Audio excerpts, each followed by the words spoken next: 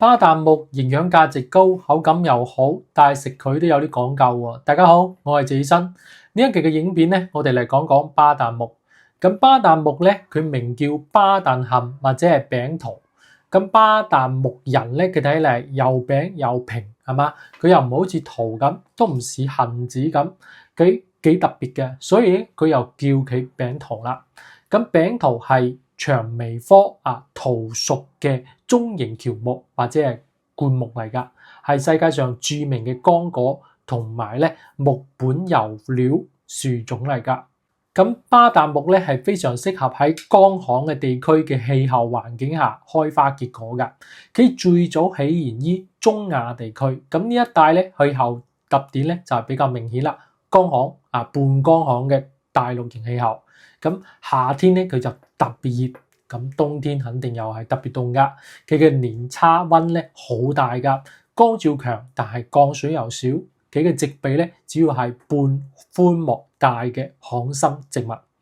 咁另外咧，因為巴旦木嘅歷史悠久啊嘛，佢巴旦木咧仲稱之為活化石，係第三紀子遺植物中嘅一種噶。咁巴旦木喺新疆咧被譽為聖果，全球最大嘅巴旦木產地咧係喺美國加州噶，而喺我哋中國，巴旦木主要係來自新疆。講到新疆，佢就係四大乾果裏邊咧，巴旦木嘅產量咧一直係穩居第一噶，而且品質都比國外嘅品種仲要高啲。講起巴旦木嘅栽培歷史，咁相當悠久啦。大概係有6000年嘅歷史啦。早喺公元前4000年左右咧，伊朗、土耳其呢啲國家就開始種巴旦木啦。後嚟咧，到咗公元前450年咧，巴旦木從希臘咁傳到地中海沿岸國家，然後咧慢慢咁傳遍整個歐洲，譬如西班牙葡萄牙法國同埋意大利呢啲地方都成咗巴旦木嘅種植中心啦。咁喺中國咧，種植巴旦木可以追溯到唐朝噶，已經有1300幾年嘅歷史啦。咁嶺南六義中記載咧，講巴旦木喺唐朝嘅時候咧，被稱之為蒲檀樹。咁嘅葉咧就好似桃樹嘅葉子但係咧形狀有啲餅，果肉比較澀，唔可以食。但係裡面嘅仁比較甜好受西域國家嘅中意噶。咁巴旦木又係點樣成為美國加州嘅明星作物咧？其實咧，早喺18世紀，傳教士咧將佢從地中海帶到美國。從此之後咧，加州充分嘅陽光、雨水、肥沃嘅土壤同埋適宜嘅溫度咧，俾巴旦木迅速發展起嚟噶。咁而家咧，加州已經成為咧全球最大嘅巴旦木供應地啦，佔咗全球產量嘅84%噶，每年出口額超過30億美金嘅。喺美國園藝作物嘅出口咧係第一名噶。咁巴旦木個營養非常豐富啦，係一種非常滋補嘅食物啦。下邊再同大家講講咁每100克巴旦木仁中咧嘅脂肪含量咧54克，蛋白質19克，碳水化合物咧50克，咁纖維素咧3克噶，仲有豐富嘅鈣、磷、鐵、鉀、鎂同埋維他命 B 噶。咁蛋白質嘅質量同埋數量咧，以及其中含有嘅各種氨基酸嘅比例咧，係直接影響到我哋身體蛋白質合成噶。佢唔單止關係到青少年嘅生長發育，仲會涉及到孕產婦嘅優生優育，同埋老年人嘅健康長壽噶。咁有研究檢測咗巴旦木嘅蛋白質含量，佢結果係顯示咧，巴旦木中蛋白質嘅含量咧係高達28%噶。咁呢啲蛋白質主要係包括清蛋白、球蛋白、谷蛋白同埋循溶蛋白噶。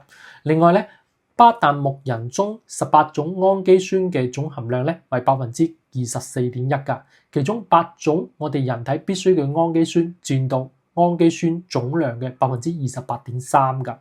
咁呢啲氨基酸嘅含量咧，甚至比核桃同埋雞蛋仲要高噶。咁巴旦木仲富含一啲對我哋健康有益嘅氨基酸啦，譬如谷氨酸啦，對我哋大腦有益噶嘛。佢係佔到氨基酸含量嘅27.64%噶。咁接住就係精氨酸同埋天冬氨酸啦。咁喺美國同埋中國嘅臨床研究表明咧，巴旦木咧可以降低低密度主蛋白膽固醇噶，鞏固高密度脂蛋白膽固醇，可能就係因為其中不飽和脂肪酸嘅作用。咁巴旦木仲可以通過改善餐後血糖嚟幫助我哋心臟健康㗎。咁中醫認為巴旦木味甘辛，性溫，歸肺心腎經嘅，有去風散寒、潤肺定喘、安神益腎嘅功效㗎。咁有啲朋友問謝醫生啦，巴旦木可唔可以治療咳嗽呢？咁巴旦木含有豐富嘅油脂同埋蛋白質，對於緩解咳嗽咧有一定嘅輔助作用。不過要注意，巴旦木唔係藥物，所以咧佢嘅治療效果係比較有限嘅。我哋單係靠巴旦木嚟治療咳嗽咧，效果可能唔明顯㗎。但係咧，當出現咳嗽同埋我哋氣道乾燥同埋喉嚨痛或者係癢嘅時候咧，可以將杏仁或者係巴旦木咧打成濃汁加熱後飲用㗎，有一定嘅潤肺效果。咁巴旦木咧對舒緩呢個氣道同埋喉嚨嘅刺激都有一定幫助㗎，主要係因為佢嘅油脂起到潤肺嘅作用。不過我哋喺製作呢個巴旦木果汁或者係杏仁露嘅時候咧，我要盡量咧保持味道嘅清淡，唔可以加太多糖同埋鹽，嘅味道太重咧就會影響潤肺嘅效果啊。最好嘅做法就係飲原汁原味嘅果汁或者係果露咁樣又可以保留營養又有天然嘅香味嘅。咁有啲朋友問謝醫生巴旦木痛風嘅人可唔可以食咧？咁巴旦木咧係一種嘌呤含量比較低嘅堅果，所以咧痛風嘅朋友咧如果唔過敏嘅話，可以適當食一啲嘅。不過要注意唔好一次食成太多啦，咁可能對我哋胃腸造成負擔㗎，可能會造成胃脹嘅不適㗎。相比之下咧，好似海鮮牛肉或者羊肉深海魚仲有啲啤酒白酒呢啲食物咧，佢嘅嘌呤含量比較高，咁痛風嘅朋友咧就要盡量避免啦。相反，好似雞蛋、牛奶、蔬菜、水果咁呢啲嘌呤含量比較低嘅食物咧，係非常適合呢啲痛風嘅朋友㗎。咁現代研究表明，體內尿酸嘅來源中咧，只有咧20%係來自於我哋嘅飲食㗎，而剩下80%嘅係由內源性代謝產物產生㗎。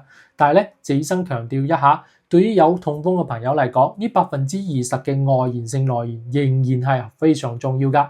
尤其係急性期或者係病情未穩定嘅時候，我哋尿酸高對我哋人體嘅首要危害就係引發痛風㗎。尤其係當我哋血尿酸水平長期唔受控制嘅時候咧，佢會沉積喺關節內㗎，導致反覆嘅炎症發作㗎。雖然藥物係控制尿酸嘅手段，但係咧對於初期高尿酸血症嘅朋友嚟講，以及係痛風緩解期嘅朋友嚟講，合理嘅飲食控制係基礎控制嘅第一步。